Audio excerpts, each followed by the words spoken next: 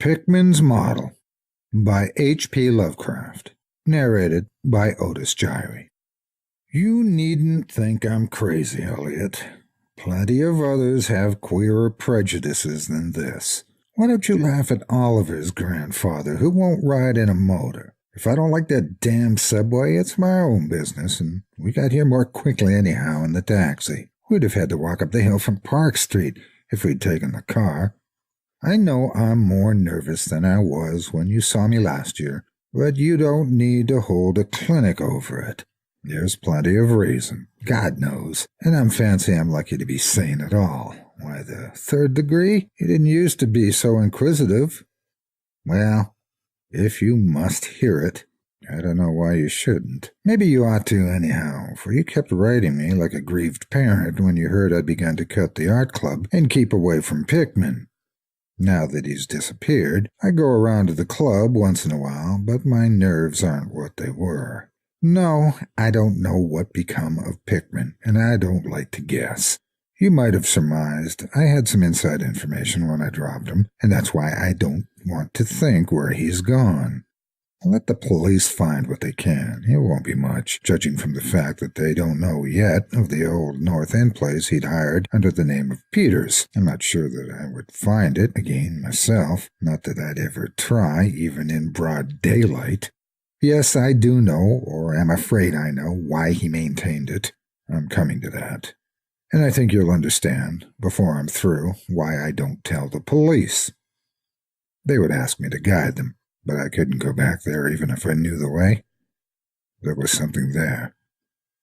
And now I can't use the subway, or, as you may well have your laugh at this too, go down into cellars anymore.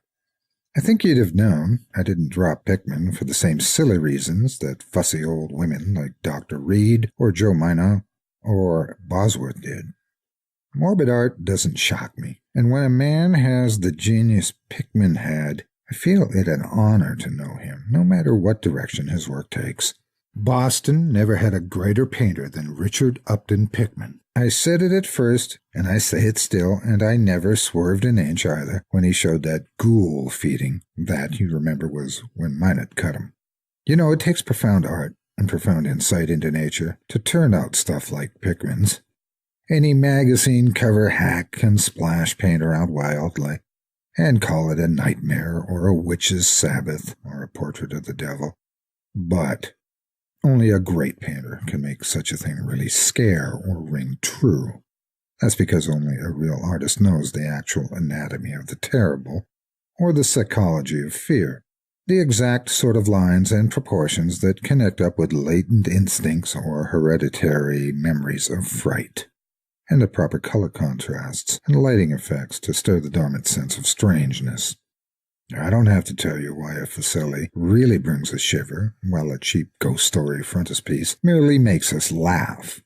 There's something those fellows catch, beyond life, that they're able to make us catch for a second. Doré had it, Chimay has it, Anguiriola of Chicago has it, and Pickman had it as no man ever had it before, or I hope to heaven ever will again. Don't ask me what it is they see. You know, in ordinary art, there's all the difference in the world between the vital, breathing things drawn from nature or models and the artificial truck that commercial small fry reel off in a bare studio by rule. Well, I should say that the really weird artist has a kind of vision which makes models or summons up what amounts to actual scenes from the spectral world he lives in. Anyhow, he manages to turn out results that differ from the pretender's mince pie dreams in just about the same way that the life painter's results differ from the concoctions of a correspondence school cartoonist. If I had ever seen what Pickman saw. But no, here,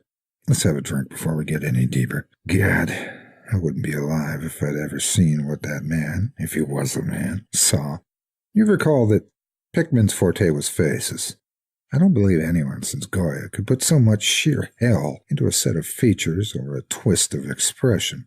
And before Goya, you had to go back to the medieval chaps who did the gargoyles and chimeras on Notre Dame and Mont Saint-Michel. They believed all sorts of things, and maybe they saw all sorts of things too, for the Middle Ages had some curious phases. I remember you were asking Pickman once yourself, the year before he went away, whether in thunder he got such ideas and visions. Wasn't that a nasty laugh he gave you? It was partly because of that laugh that Reed dropped him. Reed, had just taken up comparative pathology and was full of pompous inside stuff about the biological or evolutionary significance of this or that mental or physical symptom. He said Pickman repelled him more and more every day. It almost frightened him toward the last. That the fellow's features and expressions were slowly developing in a way he didn't like, in a way that wasn't human. He had a lot of talk about diet and said Pickman must be abnormal and eccentric to the last degree. I suppose you told Reed, if you and he had any correspondence over it, that he'd let Pickman's paintings get on his nerves or harrow up his imagination. I told him that myself, then. But keep in mind, I didn't drop Pickman for anything like this. On the contrary, my admiration for him kept growing, for that ghoul feeding was a tremendous achievement. As you know, the club wouldn't exhibit it, and the Museum of Fine Arts wouldn't accept it as a gift, and I can add that nobody would buy it. So Pickman had it right in his house till he went. Now his father has it in Salem. Pickman comes of old Salem stock, and had a witch ancestor hanged in 1692. I got into the habit of calling on Pickman quite often, especially after I began making notes for a monograph on weird art. Probably it was his work which put the idea into my head, and anyhow I found him a mine of data and suggestions when I came to develop it. He showed me all the paintings and drawings he had about, including some pen and ink sketches that would, I verily believe, have gotten him kicked out of the club if many of the members had seen them. Before long, I was pretty near a devotee and would listen for hours like a schoolboy to art theories and philosophic speculations wild enough to qualify him for the Danvers Asylum. My hero worship, coupled with the fact that people generally were commencing to have less and less to do with him, made him get very confidential with me. And one evening, he hinted that if I were fairly close-mouthed and none too squeamish, he might show me something rather unusual, something a bit stronger than anything he had in the house. He said, there are things that won't do for Newberry Street, things that are out of place here, and that can't be conceived here anyhow. It's my business to catch the overtones of the soul, and anything yet, because it's had no time to pick up memories and attract local spirits. If there are any ghosts here, they're the tame ghosts of a salt marsh and a shallow cove, and I want human ghosts, the ghosts of beings highly organized enough to have looked on hell and known the meaning of what they saw. The place for an artist to live is the North End. If any aesthete were sincere, he'd put up with the slums for the sake of the mass traditions. God, man, don't you realize that places like that weren't merely made, but actually grew? Generation after generation lived and felt and died there. And in days when people weren't afraid to live and feel and die? Don't you know there was a mill on Copp's Hill in 1632, and that half the present streets were laid out by 1650? I can show you houses that have stood for 2 centuries and a half or more. Houses that have witnessed what would make a modern house crumble into powder. What do moderns know of life and the forces behind it? You call the Salem witchcraft a delusion, but I'll wager my 4 times great-grandmother could have told you things. They hanged her on Gallows Hill, with Cotton Mather looking sanctimoniously on. Mather, damn him, was afraid somebody might succeed in kicking free of this accursed cage of monotony, or where someone had laid a spell on him or sucked his blood in the night. I can show you a house he lived in, and I can show you another one he was afraid to enter, in spite of all his fine, bold talk. He knew things he didn't dare put into that stupid Magnalia, or that puerile Wonders of the Invisible World. Look here, do you know the whole North End once had a set of tunnels that kept certain people in touch with each other's houses? And the burying ground, and the sea. Let them prosecute and persecute above ground. Things went on every day that they couldn't reach, and the voices laughed at night when they couldn't place. Why, man, out of 10 surviving houses built before 1700 and not moved since, I'll wager that in 8 I can show you something queer in the cellar. There's hardly a month that you don't read of workmen finding bricked-up arches and wells leading nowhere in this or that old place as it comes down. You could see one near Hinchman Street from the elevated last year. There were witches, and what their spells summoned, pirates, and what they brought in from the sea, smugglers, privateers, and I tell you, people knew how to live and how to enlarge the bounds of life in the old times. This wasn't the only world a bold and wise man could know.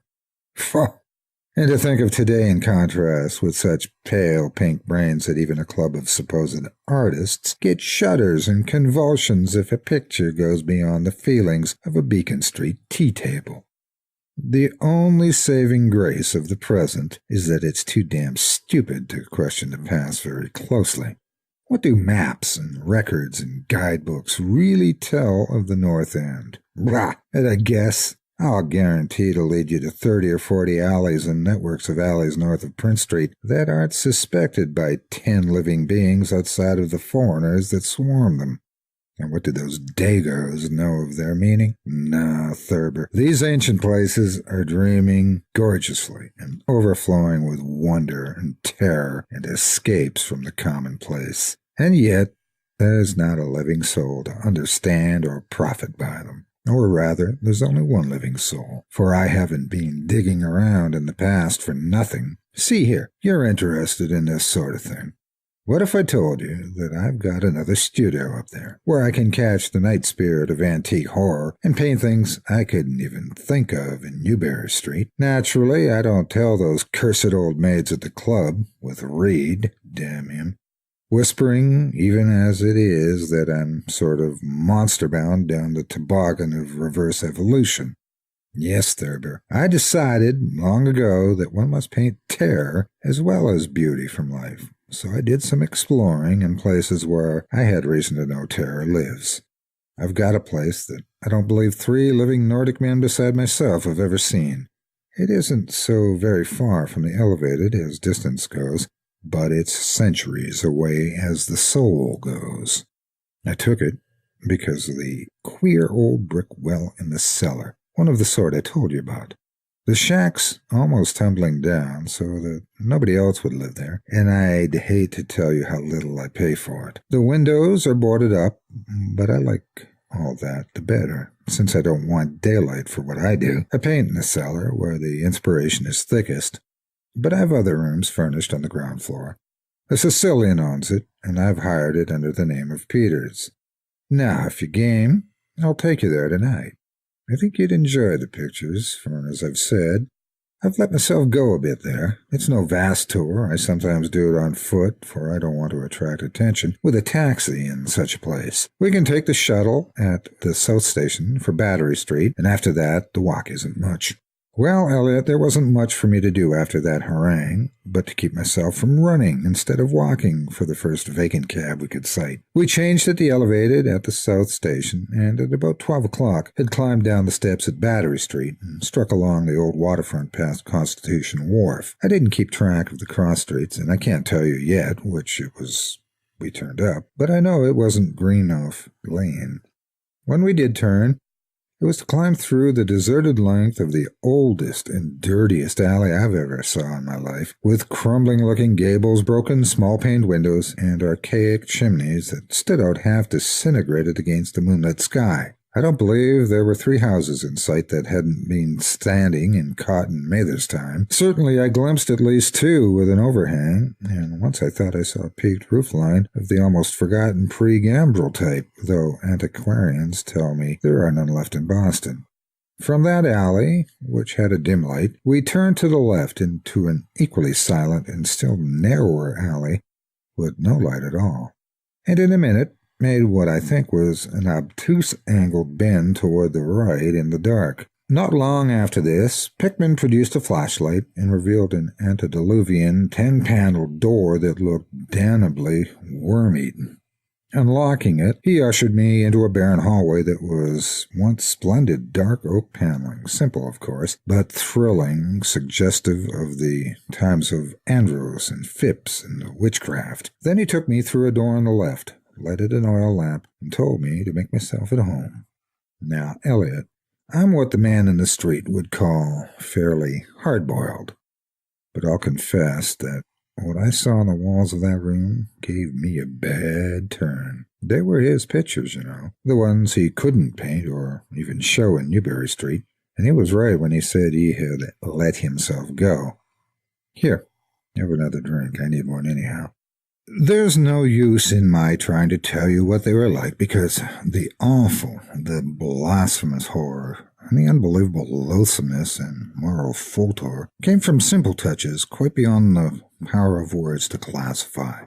There was none of the exotic technique you see in Sidney Chimay, none of the trans-Saturnian landscapes and lunar fungi that Clark Ashton Smith uses to freeze the blood. The backgrounds were mostly old churchyards, deep woods, cliffs by the sea, brick tunnels, ancient paneled rooms, and simple vaults of masonry. Copp's Hill burying ground, which could not be many blocks away from this very house, was a favorite scene. The madness and monstrosity lay in the figures in the foreground, for Pickman's morbid art was preeminently one of demoniac portraiture. These figures were seldomly completely human, but often approached humanity in varying degree. Most of the bodies, while roughly bipedal, had a forward, slumping, and a vaguely canine cast. The texture of the majority was a kind of unpleasant rubberiness. Ugh, I can see them now. Their occupations, well, don't ask me to be too precise. They were usually feeding, I won't say on what. They were sometimes shown in groups in cemeteries or underground passages, and often appeared to be in a battle over their prey, or rather, their treasure trove. And what damnable expressiveness Pickman sometimes gave the sightless faces on this carnal booty. Occasionally, the things were shown leaping through open windows at night, or squatting on the chests of sleepers, worrying at their throats. One canvas showed a ring of them baying about a hanged witch on Gallows Hill, whose dead face held a close kinship to theirs. But don't get the idea that it was all this hideous business of theme and setting which struck me faint. I'm not a 3-year-old kid, and I'd seen much like this before. It was the faces, Elliot. Those accursed faces that leered and slavered out of the canvas with the very breath of life. By God, man, I verily believe they were alive. That nauseous wizard had waked the fires of hell in pigment, and his brush had been a nightmare-spawning wand. Give me that decanter, Elliot. There was one thing called the lesson. Heaven pity me that I ever saw it. Listen. Can you fancy a squatting circle of nameless dog-like things in a churchyard teaching a small child how to feed like themselves? The price for a changeling, I suppose? You know the old myth about how the weird people leave their spawn in cradles in exchange for the human babes they steal. Pickman was showing what happens to those stolen babies, how they grow up, and then I began to see a hideous relationship in the faces of the human and non-human figures. He was, in all his gradations of morbidity, between the frankly non-human and the degradingly human, establishing a sardonic linkage and evolution. The dog things were developed from mortals. And no sooner had I wondered what he made of their own young, as left with mankind in the form of changelings, that my eye caught a picture embodying that very thought. It was that of an ancient Puritan interior, a heavily beamed room with latticed windows, a settle and clumsy 17th-century furniture, with the family sitting about while father read from the scriptures. Every face but one showed nobility and reverence, but that one reflected the mockery of the pit. It was that of a young man in years, and no doubt belonged to a supposed son of that pious father, but in essence it was the kin of the unclean things. It was their changeling, and in a spirit of supreme irony, Pickman had given the features a very perceptible resemblance to his own. By this time, Pickman had lighted a lamp in an adjoining room and was politely holding open the door for me, asking me if I would care to see his modern studies. I hadn't been able to give him much of my opinions. I was too speechless with fright and loathing. But I think he fully understood and felt highly complimented, and now I want to assure you again, Elliot, that I'm no mollycoddle to scream at anything which shows a bit of departure from the usual. I'm middle-aged and decently sophisticated, and I guess you saw enough of me in France to know I'm not easily knocked out. Remember, too, that I'd just about recovered my wind and gotten used to those frightful pictures which turned colonial New England into a kind of annex of hell. Well, in spite of all this, that next room forced a real scream out of me, and I had to clutch at the doorway to keep from keeling over. The other chamber had shown a pack of ghouls and witches overturning the world of our forefathers, but this one brought the horror right into our own daily life. Gad, how that man could paint! There was a study called Subway Accident, in which a flock of the vile things were clambering up from some unknown catacomb through a crack in the floor of the Boylston Street subway and attacking a crowd of people at the platform. Another showed a dance on Copp's Hill among the tombs with the background of today. Then there were any number of cellar views, with monsters creeping in through holes and rifts in the masonry and grinning as they squatted behind barrels or furnaces and waited for their first victim to descend the stairs. One disgusting canvas seemed to depict a vast cross-section of Beacon Hill, with ant-like armies of the mephitic monsters squeezing themselves through burrows that honeycombed the ground. Dances in the modern cemeteries were freely pictured, and another conception somehow shocked me more than all the rest, a scene in an unknown vault where scores of the beast crowded about one who held a well-known Boston guidebook and was evidently reading aloud. All were pointing to a certain passage, and every face seemed so distorted with epileptic and reverberant laughter that I almost thought I heard the fiendish echoes. The title of the picture was Holmes, Lowell, and Longfellow Lie Buried in Mount Auburn. As I gradually steadied myself and got readjusted to this second room of deviltry and morbidity, I began to analyze some of the points in my sickening loathing. In the first place, I said to myself, these things repelled because of the utter inhumanity and callous cruelty they showed in Pickman. The fellow must be a relentless enemy of all mankind to take such glee in the torture of brain and flesh and the degradation of the mortal tenement. In the second place, they terrified because of their very greatness. Their art was the art that convinced. When we saw the pictures we saw, the demons themselves, and were afraid of them, and the queer part was that Pickman got none of the power from the use of selectiveness or bizarrerie. Nothing was blurred, distorted, or conventionalized. Outlines were sharp and lifelike, and details were almost painfully defined. And the faces. It was not any mere artist's interpretation that we saw. It was pandemonium itself, crystal clear in stark objectivity. That was it, by heaven. The man was not a fantasicist or romanticist at all. He did not even try to give us the churning, prismatic ephemera of dreams, but coldly and sardonically reflected some stable, mechanistic, and well-established horror world which he saw fully, brilliantly, squarely, and unfalteringly. God knows what the world can have been, or where he ever glimpsed the blasphemous shapes that loped and trotted and crawled through it, but whatever the baffling source of his images, one thing was plain. Pickman was, in every sense, in conception and in execution, a thorough, painstaking, and almost scientific realist. My host was now leading the way down cellar to his actual studio, and I braced myself for some hellish effects among the unfinished canvases. As we reached the bottom of the damp stairs, he turned his flashlight to a corner of the large open space at hand, revealing the circular brick curb of what was evidently a great well in the earthen floor. We walked nearer, and I saw that it must be 5 feet across, with walls a good foot thick and some 6 inches above the ground level. Solid work of the 17th century, or I was much mistaken. That, Pickman said, was the kind of thing he had been talking about. An aperture of the network of tunnels that used to undermine the hill. I noticed idly that it did not seem to be bricked up, and that a heavy disk of wood formed the apparent cover. Thinking of the things this well must have been connected with, if Pickman's wild hints had not been mere rhetoric, I shivered slightly, then turned to follow him up a step and through a narrow door into a room of fair size, provided with a wooden floor and furnished as a studio. An acetylene gas outfit gave the light necessary for work. The unfinished pictures on easels or propped up against the walls were as ghastly as the finished ones upstairs, and showed the painstaking methods of the artist.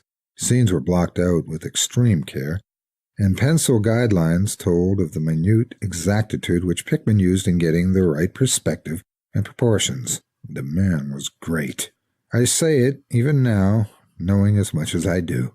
A large camera on a table excited my notice, and Pickman told me that he used it in taking scenes for backgrounds, so that he might paint them from photographs in the studio, instead of carting his outfit around the town for this or that view.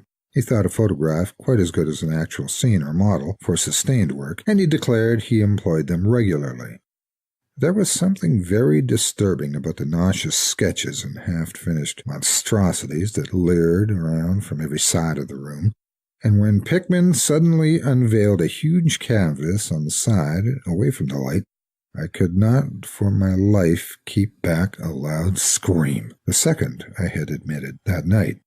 It echoed and echoed through the dim vaultings of that ancient and nitrous cellar, and I had to choke back a flood of reaction that threatened to burst out as hysterical laughter. Merciful Creator! Elliot, but I don't know how much was real and how much was feverish fantasy. It doesn't seem to me that Earth can hold a dream like that. It was a colossal and nameless blasphemy with glaring red eyes, and it held in bony claws a thing that had been a man, gnawing at the head as a child nibbles at a stick of candy. Its position was a kind of crouch, and as one looked, one felt that at any moment it might drop its present prey and seek a juicier morsel. But damn it all, it wasn't even the fiendish subject that made it such an immortal fountainhead of all panic. Not that, nor the dog face with its pointed ears, bloodshot eyes, flat nose, and drilling lips. It wasn't the scaly claws, nor the mud-caked body, nor the half-hooved feet.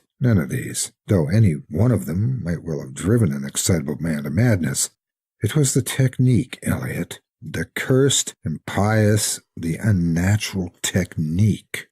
As I am a living being, I never elsewhere saw the actual breath of life so fused into a canvas. The monster was there. It glared, and gnawed, and gnawed, and gnawed, and glared. And I knew that only a suspension of nature's laws could ever let a man paint a thing like that without a model, without some glimpse of the netherworld which no mortal unsouled to the fiend has ever had. Pinned with a thumbtack to a vacant part of the canvas was a piece of paper now badly curled up. Probably, I thought, a photograph from which Pickman meant to paint a background as hideous as the nightmare it was to enhance. I reached out to uncurl and look at it when I suddenly saw Pickman start as if shot.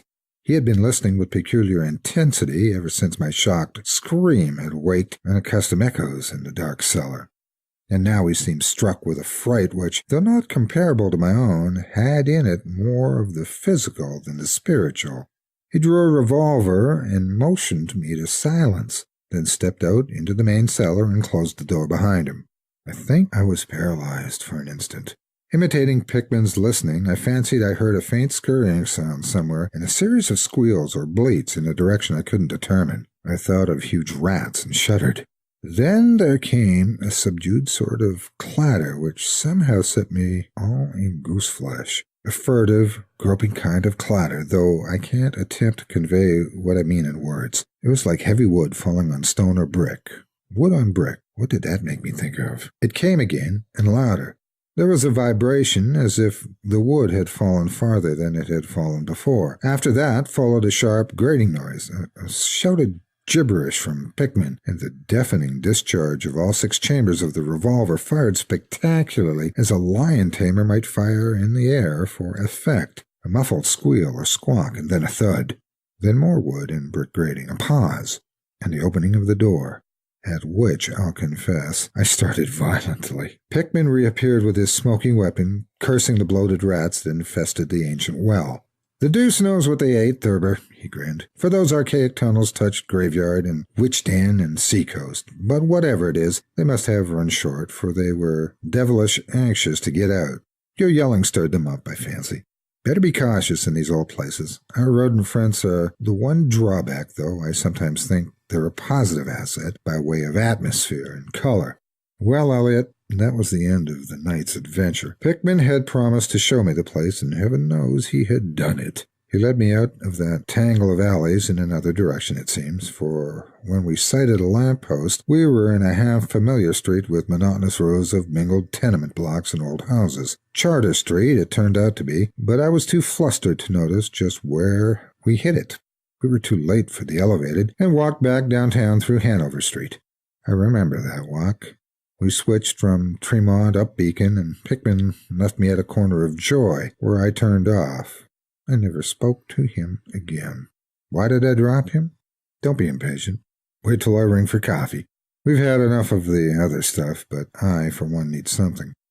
No, it wasn't the paintings I saw in that place, though I swear they were enough to get him ostracized in 9/10 of the homes and clubs of Boston. And I guess you won't wonder now why I have to steer clear of subways and cellars. It was something I found in my coat the next morning. You know, the curled-up paper tacked to that frightful canvas in the cellar. The thing I thought was a photograph of some scene he meant to use as a background for that monster. That last scare had come while I was reaching to uncurl it, and it seems I had vacantly crumpled it into my pocket. But here's the coffee. Take it black, Elliot, if you're wise. Yes, that paper was the reason I dropped Pickman. Richard Upton Pickman, the greatest artist I've ever known, and the foulest being that ever leapt the bounds of life into the pits of myth and madness. Elliot, old Reed was right. He wasn't strictly human. Either he was born in strange shadow, or he'd found a way to unblock the forbidden gate. It's all the same now, for he's gone back into the fabulous darkness he loved to haunt. Here, let's have the chandelier going. Don't ask me to explain, or even conjecture about what I burned. Don't ask me either what lay beyond that mole-like scrambling Pickman was so keen to pass off as rats. There are secrets, you know, which might have come down from old Salem times, and Cotton Mather tells even stranger things. You know how damned lifelike Pickman's paintings were. How we all wondered where he got those faces? Well, that paper wasn't a photograph of any background after all. What it showed was simply the monstrous being he was painting on that awful canvas. It was the model he was using, and its background was merely the wall of the studio cellar in minute detail. But by God, Elliot, it was a photograph from life. The Hound. In my tortured ears there sounds unceasingly a nightmare whirring and flapping, and a faint, distant baying as of some gigantic hound. It is not dream. It is not, I fear, even madness, for too much has already happened to give me these merciful doubts. St. John is a mangled corpse. I alone know why, and such is my knowledge that I am about to blow out my brains for fear I shall be mangled in the same way. Down unlit and illimitable corridors of eldritch fantasy sweeps the black, shapeless nemesis that drives me to self-annihilation. May heaven forgive the folly and morbidity which led us both to so monstrous a fate. Wearied with the commonplaces of a prosaic world, where even the joys of romance and adventure soon grow stale, St. John and I had followed enthusiastically every aesthetic and intellectual movement which promised respite from our devastating ennui. The enigmas of the symbolists and the ecstasies of the pre-Raphaelites all were ours in their time, but each new mood was drained too soon of its diverting novelty and appeal. Only the somber philosophy of the decadents could hold us, and this we found potent only by increasing gradually the depth and diabolism of our penetrations. Baudelaire and Huysmans were soon exhausted of thrills, till finally there remained for us only the more direct stimuli of unnatural personal experiences and adventures. It was this frightful emotional need which led us eventually to that detestable course which even in my present fear I mention with shame and timidity, that hideous extremity of human outrage, the abhorred practice of grave robbing. I cannot reveal the details of our shocking expeditions, or catalogue even partly the worst of the trophies adorning the nameless museum we prepared in the great stone house where we jointly dwelt, alone and servantless. Our museum was a blasphemous, unthinkable place, where, with the satanic taste of neurotic virtuosi, we had assembled an universe of terror and decay to excite our jaded sensibilities. It was a secret room, far, far underground, where huge winged demons, carven of basalt and onyx, vomited from wide grinning mouths weird green and orange light, and hidden pneumatic pipes ruffled into kaleidoscopic dances of death the lines of red charnel things, hand in hand woven in voluminous black hangings. Through these pipes came at will the odors our moods most craved, sometimes the scent of pale funeral lilies, sometimes the narcotic incense of imagined Eastern shrines of the kingly dead, and sometimes, how I shudder to recall it, the frightful, soul-upheaving stenches of the uncovered grave. Around the walls of this repellent chamber were cases of antique mummies, alternating with comely, lifelike bodies perfectly stuffed and cured by the taxidermist's art, and with headstones snatched from the oldest churchyards of the world. Niches here and there contained skulls of all shapes, and heads preserved in various stages of dissolution. There one might find the rotting bald pates of famous noblemen, and the fresh and radiantly golden heads of new-buried children. Statues and paintings there were, all of fiendish subjects, and some executed by St. John and myself. A locked portfolio, bound in tanned human skin, held certain unknown and unnameable drawings which it was rumored Goya had perpetrated but dared not acknowledge. There were nauseous musical instruments, stringed, brass, and woodwind, on which St. John and I sometimes produced dissonances of exquisite morbidity and cacodemoniacal ghastliness, whilst in a multitude of inlaid ebony cabinets reposed the most incredible and unimaginable variety of tomb loot ever assembled by human madness and perversity. It is of this loot in particular that I must not speak. Thank God I had the courage to destroy it long before I thought of destroying myself. The predatory excursions on which we collected our unmentionable treasures were always artistically memorable events. We were no vulgar ghouls, but worked only under certain conditions of mood, landscape, environment, weather, season, and moonlight. These pastimes were to us the most exquisite form of aesthetic expression, and we gave their details a fastidious technical care. An inappropriate hour, a jarring lighting effect, or a clumsy manipulation of the damp sod would almost totally destroy for us that ecstatic titillation which followed the exhumation of some ominous, grinning secret of the earth. Our quest for novel scenes and piquant conditions was feverish and insatiate. St. John was always the leader, and it was he who led the way at last to that mocking, that accursed spot which brought us our hideous and inevitable doom. By what malign fatality were we lured to that terrible Holland churchyard? I think it was the dark rumor and legendary, the tales of one buried for 5 centuries, who had himself been a ghoul in his time, and had stolen a potent thing from a mighty sepulchre. I can recall the scene in these final moments, the pale autumnal moon over the graves, casting long, horrible shadows, the grotesque trees drooping sullenly to meet the neglected grass and the crumbling slabs, the vast legions of strangely colossal bats that flew against the moon, the antique ivied church pointing a huge spectral finger at the livid sky, the phosphorescent insects that danced like death fires under the yews in a distant corner, the odors of mold, vegetation, and less explicable things that mingled feebly with the night wind from over far swamps and seas, and worst of all, the faint, deep-toned baying of some gigantic hound, which we could neither see nor definitely place. As we heard this suggestion of baying, we shuddered, remembering the tales of the peasantry, for he whom we sought had centuries before been found in this selfsame spot, torn and mangled by the claws and teeth of some unspeakable beast. I remember how we delved in this ghoul's grave with our spades, and how we thrilled at the picture of ourselves, the grave, the pale watching moon, the horrible shadows, the grotesque trees, the titanic bats, the antique church, the dancing death fires, the sickening odors, the gently moaning night wind, and the strange, half-heard, directionless baying of whose objective existence we could scarcely be sure.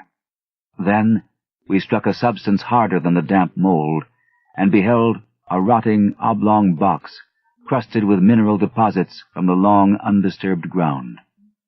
It was incredibly tough and thick, but so old that we finally pried it open and feasted our eyes on what it held. Much, amazingly much, was left of the object, despite the lapse of 500 years.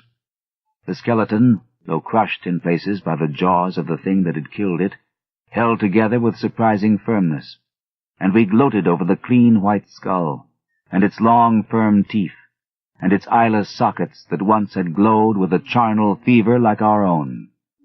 In the coffin lay an amulet of curious and exotic design, which had apparently been worn around the sleeper's neck. It was the oddly conventionalized figure of a crouching winged hound, or sphinx with a semi-canine face, and was exquisitely carved in antique oriental fashion from a small piece of green jade. The expression on its features was repellent in the extreme, savoring at once of death, bestiality, and malevolence. Around the base was an inscription in characters which neither St. John nor I could identify, and on the bottom, like a maker's seal, was graven a grotesque and formidable skull. Immediately on beholding this amulet, we knew that we must possess it, that this treasure alone was our logical pelf from the centuried grave. Even had its outlines been unfamiliar, we would have desired it, but as we looked more closely, we saw that it was not wholly unfamiliar. Alien it indeed was to all art and literature which sane and balanced readers know, but we recognized it as the thing hinted of in the forbidden Necronomicon of the mad Arab Abdul al-Hazred, the ghastly soul symbol of the corpse-eating cult of inaccessible Leng in Central Asia. All too well did we trace the sinister lineaments described by the old Arab demonologist. Lineaments, he wrote, drawn from some obscure supernatural manifestation of the souls of those who vexed and gnawed at the dead. Seizing the green jade object, we gave a last glance at the bleached and cavern-eyed face of its owner, and closed up the grave as we found it. As we hastened from that abhorrent spot, the stolen amulet in St. John's pocket, we thought we saw the bats descend in a body to the earth we had so lately rifled, as if seeking for some cursed and unholy nourishment. But the autumn moon shone weak and pale, and we could not be sure. So, too, as we sailed the next day away from Holland to our home, we thought we heard the faint, distant baying of some gigantic hound in the background. But the autumn wind moaned sad and wan, and we could not be sure. 2. Less than a week after our return to England, strange things began to happen. We lived as recluses, devoid of friends, alone, and without servants in a few rooms of an ancient manor house on a bleak and unfrequented moor, so that our doors were seldom disturbed by the knock of the visitor. Now, however, we were troubled by what seemed to be frequent fumblings in the night, not only around the doors, but around the windows also, upper as well as lower. Once we fancied that a large, opaque body darkened the library window when the moon was shining against it, and another time we thought we heard a whirring or flapping sound not far off. On each occasion, investigation revealed nothing, and we began to ascribe the occurrences to imagination alone, that same curiously disturbed imagination which still prolonged in our ears the faint, far baying we thought we had heard in the Holland churchyard. The jade amulet now reposed in a niche in our museum, and sometimes we burned strangely scented candles before it. We read much in Alhazred's Necronomicon about its properties, and about the relation of ghouls' souls to the objects it symbolized, and were disturbed by what we read.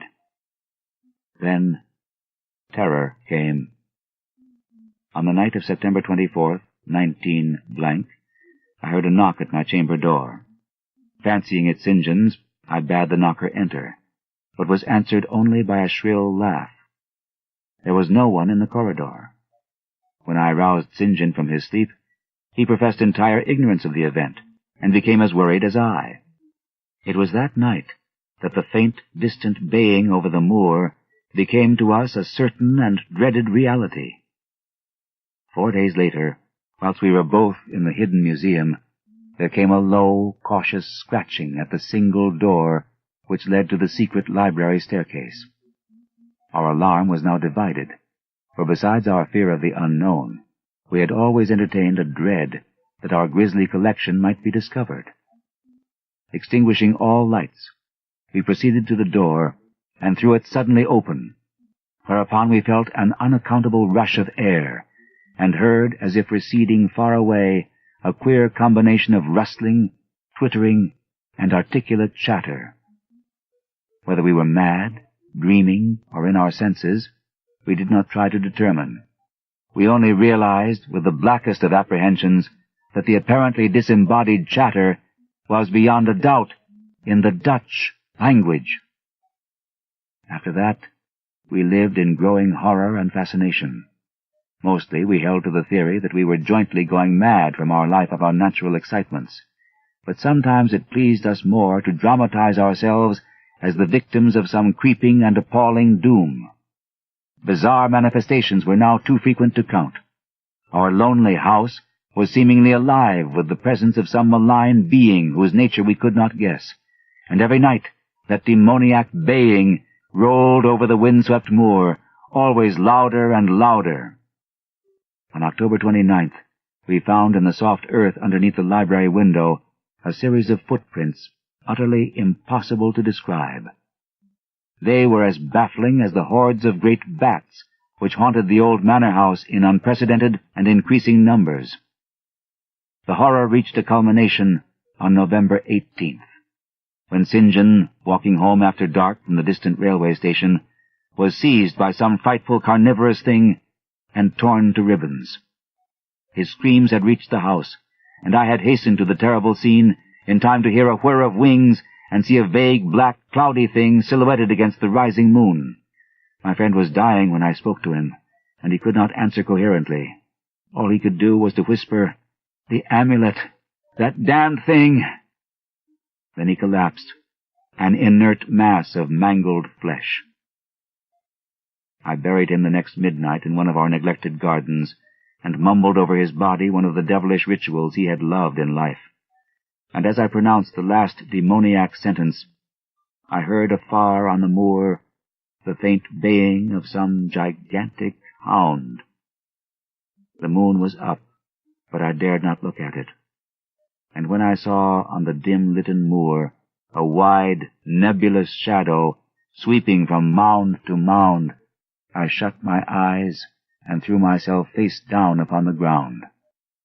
When I rose trembling, I know not how much later, I staggered into the house and made shocking obeisances before the enshrined amulet of green jade. Being now afraid to live alone in the ancient house on the moor, I departed on the following day for London, taking with me the amulet, after destroying by fire and burial the rest of the impious collection in the museum. But after 3 nights, I heard the baying again, and before a week was over, felt strange eyes upon me whenever it was dark. One evening, as I strolled on Victoria Embankment for some needed air, I saw a black shape obscure one of the reflections of the lamps in the water. A wind stronger than the night wind rushed by, and I knew that what had befallen St. John must soon befall me. The next day, I carefully wrapped the green jade amulet and sailed for Holland. What mercy I might gain by returning the thing to its silent sleeping owner I knew not, but I felt that I must at least try any step conceivably logical. What the Hound was, and why it pursued me, were questions still vague. But I had first heard the baying in that ancient churchyard, and every subsequent event, including St. John's dying whisper, had served to connect the curse with the stealing of the amulet. Accordingly, I sank into the nethermost abysses of despair when, at an inn in Rotterdam, I discovered that thieves had despoiled me of this sole means of salvation. The baying was loud that evening, and in the morning I read of a nameless deed in the vilest quarter of the city. The rabble were in terror, for upon an evil tenement had fallen a red death beyond the foulest previous crime of the neighborhood. In a squalid thieves' den, an entire family had been torn to shreds by an unknown thing which left no trace, and those around had heard all night, above the usual clamor of drunken voices, a faint, deep, insistent note as of a gigantic hound. So, at last, I stood again in that unwholesome churchyard, where a pale winter moon cast hideous shadows, and leafless trees drooped sullenly to meet the withered frosty grass and cracking slabs, and the ivied church pointed a jeering finger at the unfriendly sky, and the night wind howled maniacally from over-frozen swamps and frigid seas. The baying was very faint now, and it ceased altogether as I approached the ancient grave I had once violated, and frightened away an abnormally large horde of bats which had been hovering curiously around it.